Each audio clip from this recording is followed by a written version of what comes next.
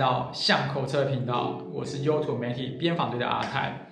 那本周呢，其实要来谈谈非常严肃的话题——海外单车旅游的预算分配，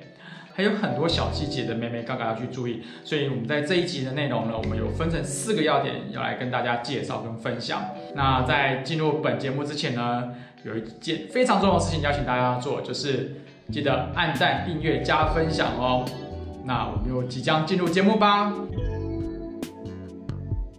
那首先我们就是要谈交通，依照你选择比方说你可能委托朋友或者是一些多元计程车的业者去帮你接送到机场之外，那当然你还可以选择搭乘所谓的像火车或者是像高铁。那不论是哪一种交通方式，这很容易都是被我们大家所去忽略掉的。因为它还牵涉到一些包装啊，还是什么的，所以在预算分配的这个部分呢，我们把交通列为第一个重要要去考量、要去计算进去的。那接着呢，下一个部分比较大家会需要注意的地方，就是说，通常如果你是用所谓像日本的 JALAN 或者是一些 Agoda 等等的一些电商网站的话，你可以多多比较一下，就是说，每一家的那个平台业者，他们也许会提供不一样的服务，那以及它的金额也会稍微的不太一样。所以我觉得在大家做所谓的订房的时候，尤其在这预算上嘛，因为其实我们整趟的一个单车旅游住是每一天必须要去考量的，除非你要用单车露营，那又是另外一个课题。由于以日本它四季是非常分明，然后它天气也会影响到我们的状况，所以其实我们会建议大家说，在骑乘的过程中，如果有遇到比方说像蛋糕店那类的，都会推荐大家说，那就下去买一些比方说蛋糕也好，或者类似像和果子，因为你不知道你下个点休息点是在哪里。那透过买这些补给品，是为了第一个就是要防止你没有体力去，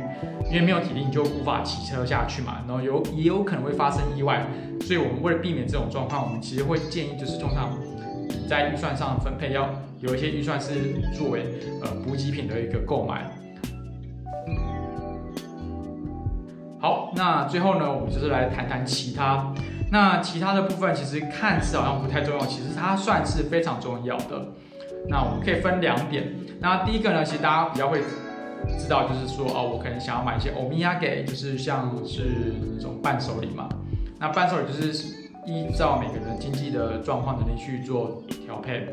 那比较重要的是第2类，就是所谓的意外状况。意外状况又可以分2大部分，一种呢就是车子像爆胎或者一些事故，那另外一种呢，就是所谓的你生病、摔车或者是等等一个跟人有关的状况的时候，怎么去准备？那通常这个部分的编列的话，我们大概会是抓预算的20%左右，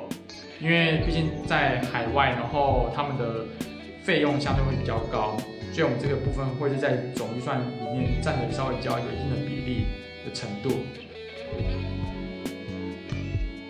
那来到我们节目的尾声，其实今天主要是要让大家知道说，预算的分配它其实没有所谓的绝对值。那主要也是希望大家在预算的规划上，就是不要有所谓的打脸充胖子，因为毕竟每个人的能力是不一样的。